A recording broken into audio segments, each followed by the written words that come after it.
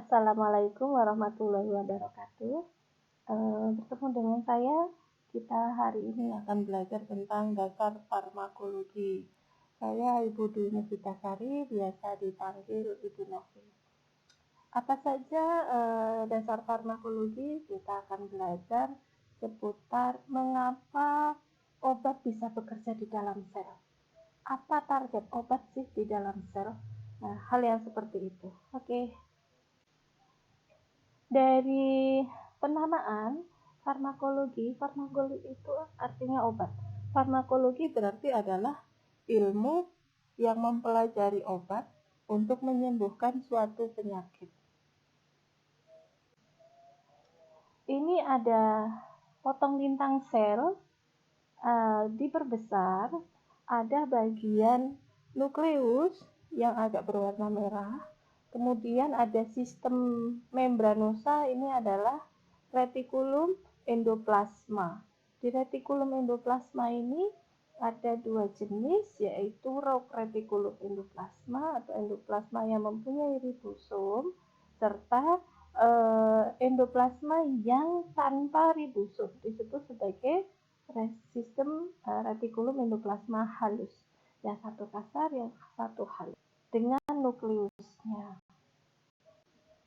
Kenapa kita belajar tentang sistem retikulum endoplasma? Karena salah satu fungsi dari retikulum endoplasma halus yaitu menonaktifkan atau detoksifikasi obat, toksin, substansi yang membahayakan bagi tubuh. Apa saja contohnya?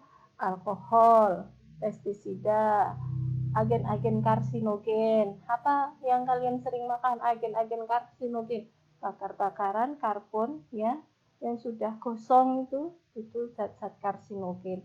Pewarna, pemanis buatan, MSG, monosodium glutamat, mononatrium glutamat, sama saja ya, bahan-bahan pewarna makanan yang tidak aman dan seterusnya.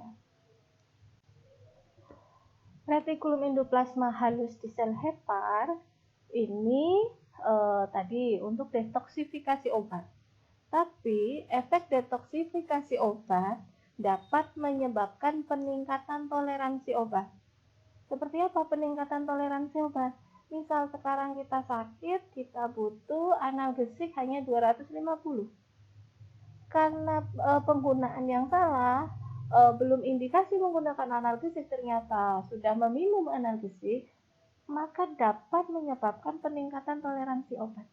Sehingga dengan sakit yang sama, obatnya dosisnya lebih tinggi agar punya efek terapeutik.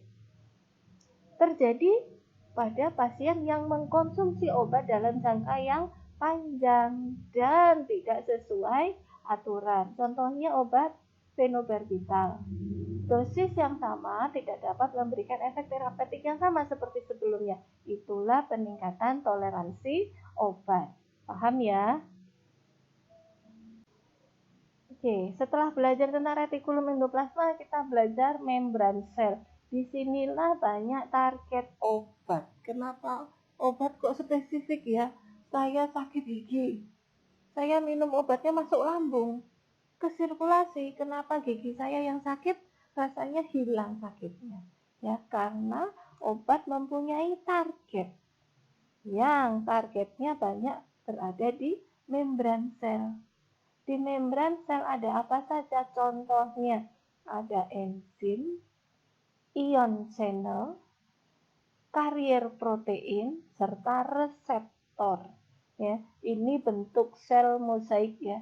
Bentuk membran selnya mozaik. Dia lapisan fosfolipid bilayer, ada 2 lapis fosfolipid.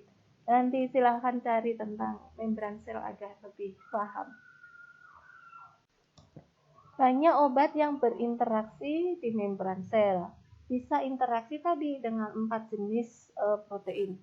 Bisa reseptornya, bisa protein karier, enzim, dan ion channel yang banyak terdapat di membran sel.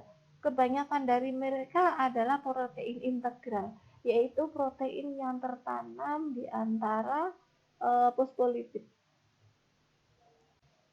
Ada 4 klasifikasi protein yang digunakan sebagai target obat. Ingat ya, reseptor, enzim, ion channel, dan protein pembawa atau karier protein.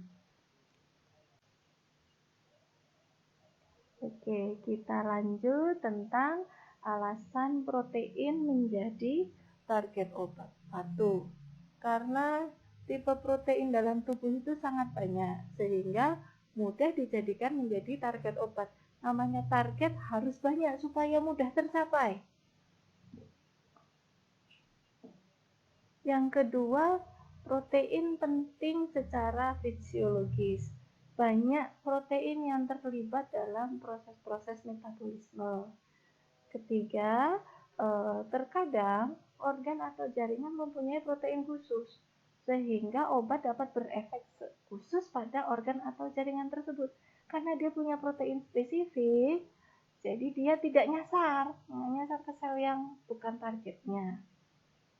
Keempat, beberapa jaringan mempunyai protein yang mirip. Nah, ini terkadang menimbulkan efek samping pengobatan. Oh, reseptornya mirip. Contoh, reseptor insulin itu agak mirip dengan reseptor estrogen, sehingga bisa menyebabkan gangguan metabolisme.